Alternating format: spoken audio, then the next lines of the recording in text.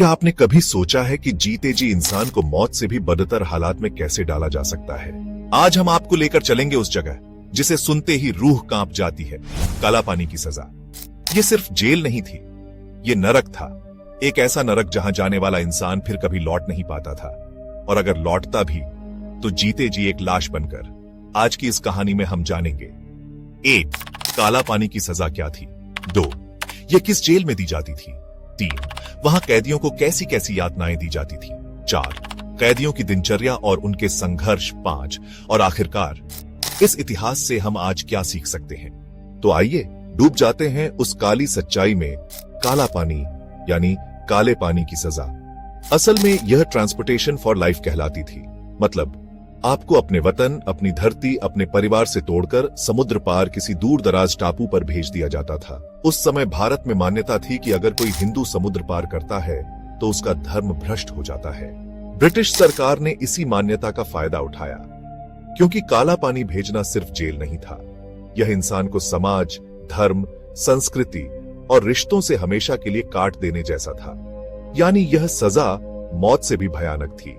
इंसान जिंदा रहते हुए भी अपने ही देश और परिवार के लिए मर जाता था। काला पानी की सजा दी जाती थी अंडमान निकोबार द्वीप समूह की कुख्यात सेलुलर जेल में। यह जेल समुद्र के बीचों बीच थी, चारों तरफ सिर्फ पानी ही पानी। बाहर भागना तो नामुमकिन था, और अगर कोई भागने की कोशिश करता तो या तो समुद्र में डूब जाता या जंगली जानवर उसे नोच डालते। सेलुलर जेल को काला पानी इसलिए कहा गया क्योंकि यहाँ का हर कोना अंधेरा, भयानक और मौत की आहट से भरा हुआ था। इस जेल की बनावट भी इंसानों को तोड़ने के लिए की गई थी। यहाँ 7 पंखों विंग्स वाली इमारत बनाई गई थी। हर सेल इतनी छोटी थी कि कैदी अपने हाथ फैलाकर भी दीवार को छू सके।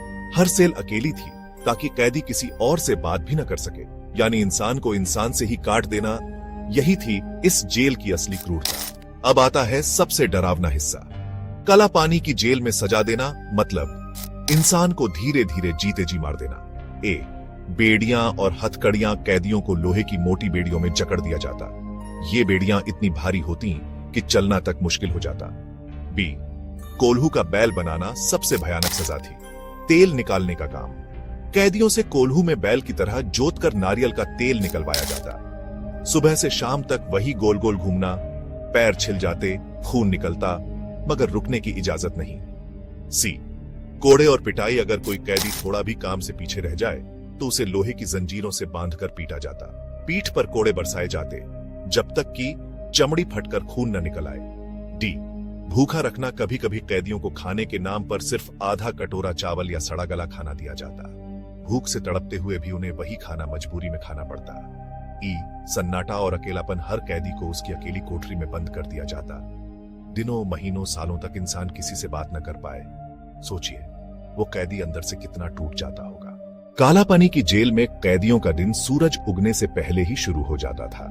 सुबह सुबह उन्हें हथकड़ियां पहनाई जाती, काम पर ले जाया जाता। नारियल कूटना, कोल्हू घुमाना या पत्थर तोड़ना। दोपहर में 15-20 मिनट का छोटा ब्रेक मिलता, जिसमें उन्हें थोड़ा सा पानी और खाना दिया जाता।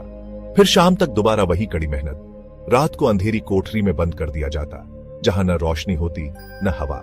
लेकिन दोस्तों, यही वो जगह थी जहां भारत के कई महान स्वतंत्रता सेनानियों ने भी समय बिताया। वीर सावरकर यहां बंद रहे, बटुकेश्वर दत्त जैसे क्रांतिकारी यहां आए।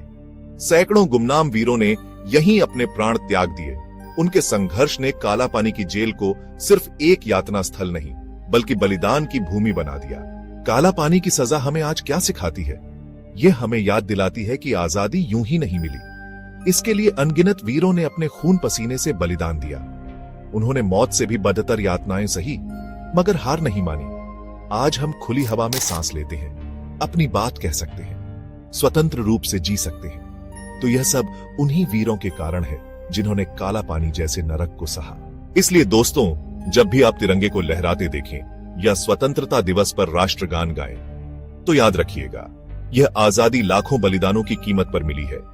काला पानी की जेल सिर्फ एक इमारत नहीं, यह भारत के स्वतंत्रता संग्राम की सबसे काली लेकिन सबसे प्रेरणादायक दास्तान है। यहाँ इंसानों को तोड़ा गया, मगर उनके हौसले कभी नहीं टूटे। यहाँ मौत दी गई, मगर जिंदा लाश बनने के बाद भी उनके दिल में भारत माता की जय गूंजती रही और शायद इसलिए काला पानी आज भी इतिहास के पन्नों में दर्ज है, एक ऐसी जगह के रूप में जिसने इंसान को नरक दिखाया लेकिन आजादी की लौ कभी बुझने नहीं दी। नमन है उन सभी वीरों को जिन्होंने काला पानी की काल कोठरी में रहकर भी भारत की आजादी की नींव रखी।